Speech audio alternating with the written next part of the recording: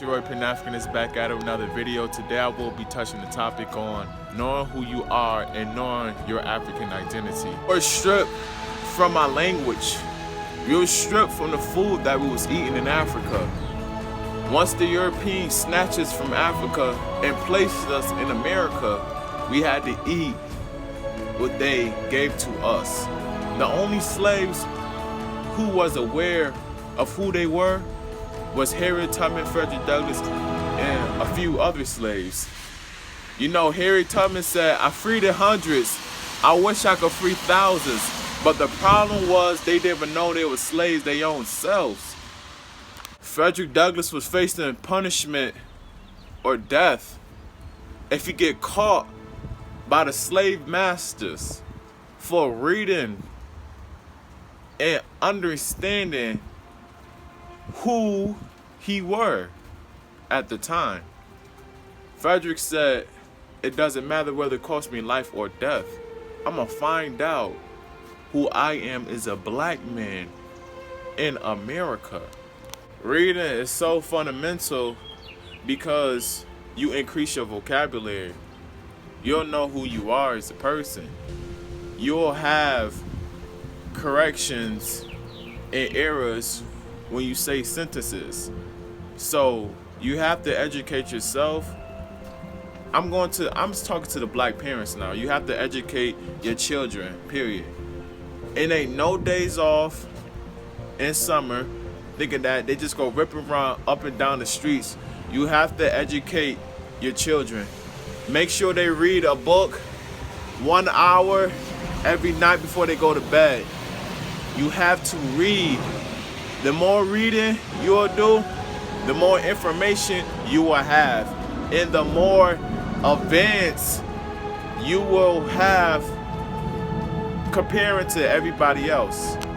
We need to dive in the documentaries and films. We need to read. We need black businesses.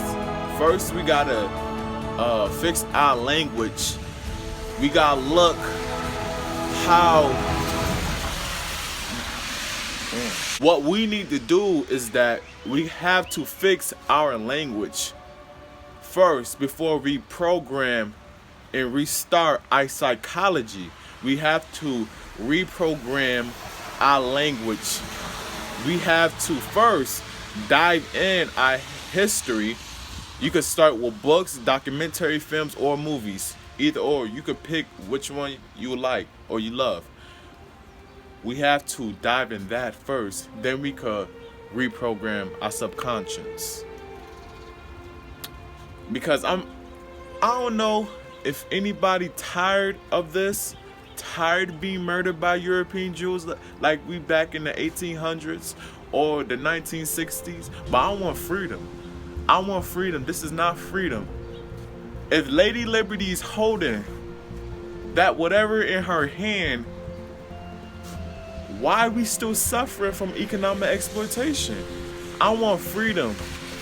We all have to start somewhere. And the time is now. We need to start right now as a collective. We need conversations, okay? We need to put our egos aside and come together and fight. If Martin Luther King is willing to die for this, if Nat Turner is willing to die for this, if Rosa Parks is willing to go to jail for this, if Frederick Douglass is willing to die for this, if Malcolm X is willing to die for this, if Marcus Garvey is willing to die for this, if Medgar Evers is willing to die for this, if Huey P. Newton is willing to die for this, we have to stand up and die for this. Anyways, I hope everybody enjoyed the topic that I elaborated on. I hope everybody enjoyed their morning. Everybody stay blessed. I'll end this video with a quote from Eric Thomas. Eric Thomas said, "You could turn me upside down. You could flip me over. You could turn me to the left side, the right side. You could add pressure on me. From all sides I glitter, from all sides I glow, and from all sides I'm great.